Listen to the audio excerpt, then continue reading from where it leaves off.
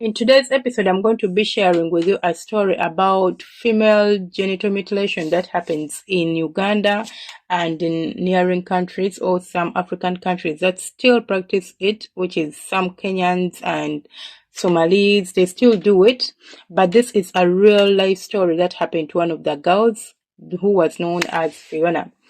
So let's go into our story. In the morning mist rolled down the green slopes of Mountain Elgon, wrapping the small village of Kapchora in silence. The air smelled of wet soil, banana leaves, and firewood smoke in one of the huts made of mud and grass. A 15-year-old named Phiona sat by the doorway, her bare feet covered in red dust. She watched the sun rise behind the mountain, her heart beating faster than the rhythm of the village drums. She knew what those drums meant. The initiation season had begun. Every 2 years, the Sebe people celebrated the season of womanhood. For generations, this had been a time of pride, music, and dancing. Women dressed in colorful wraps, tied bells around their ankles, and sang songs praising bravery. Girls were told that circumcision was a path to honor, that it turned a child into a woman and prepared her for marriage. Fiona's mother, Mama Phiona, had begun whispering about it months before. "When the drums sound, my daughter," she said softly, "you will stand tall like the woman before you. Be strong, do not cry." But Fiona's eyes would often wander towards her cousin's grave, a small mound of earth behind the hut. Her cousin had bled to death 2 years earlier after being cut. No one spoke about it openly, but everyone knew. As the sun sank behind the hills, Fiona's friends came to her home carrying a small ground of milk and white clay. They sang around her, painting her face and arms with symbols of purity.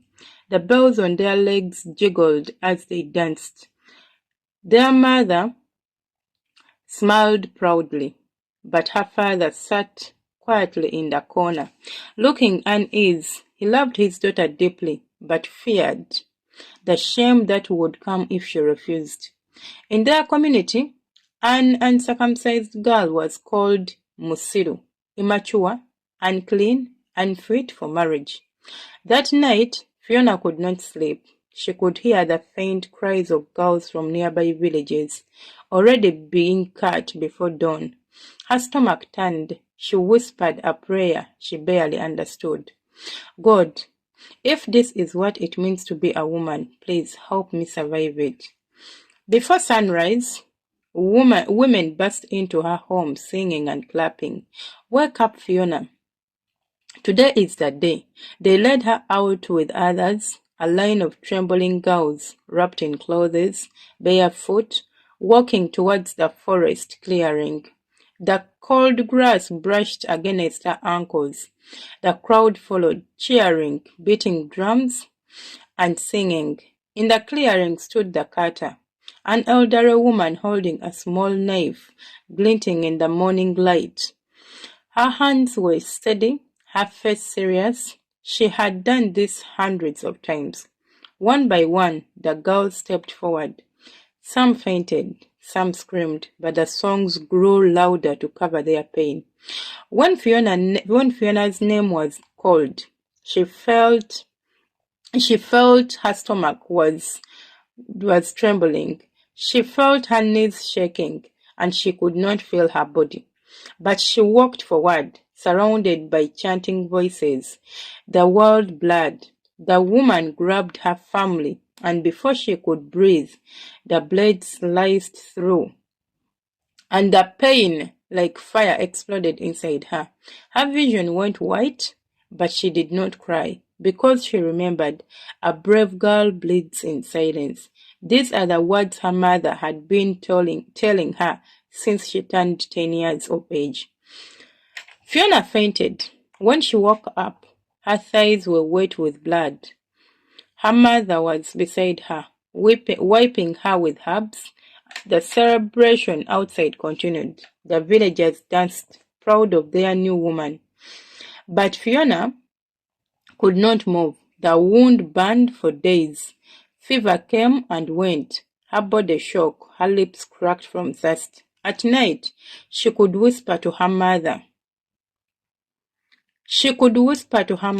The pain is too much. But her mother would always say the same words. Only the brave survive. Do not cry, my daughter. Phiona at some times would ask her mama, why? Why must we suffer to be women? Her mother had no answers, but she could only cry, and the tears would stream down her face, and she would wet her clothes just crying. Not the cries of sound, but just tears streaming down her cheeks. Weeks passed, the wound healed, but something inside her did not. The laughter of her friends, who were now called women, felt hollow. She saw pain in their eyes. Even as they smiled, years later, Phiona joined a community education group that visited her group. They talked about health, women's rights, and the female genital mutilation. At first, she sat at the back, silent, but one day, the speaker, a woman named Rebecca, who was also a survivor, said something that changed her life. They told us pain makes us women, but real womanhood is love, dignity, and freedom.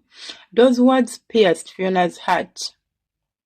And for those words, the first time she realized she had a voice and a story worth telling.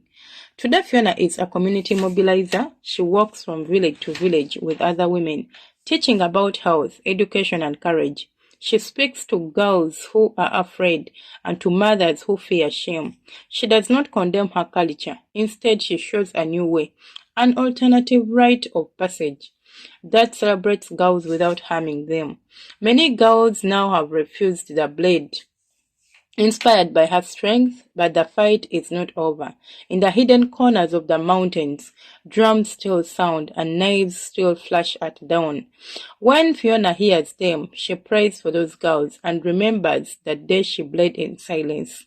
Now her silence has become the voice and her scars has become her weapon. Phiona's message to every girl now, wherever she sees any girl, wherever she reaches out. We were told a woman must suffer to be respected. But I say, a woman is born whole. We do not need to be cut to be complete. She always reminds them to speak out. She always tells them, shame is okay.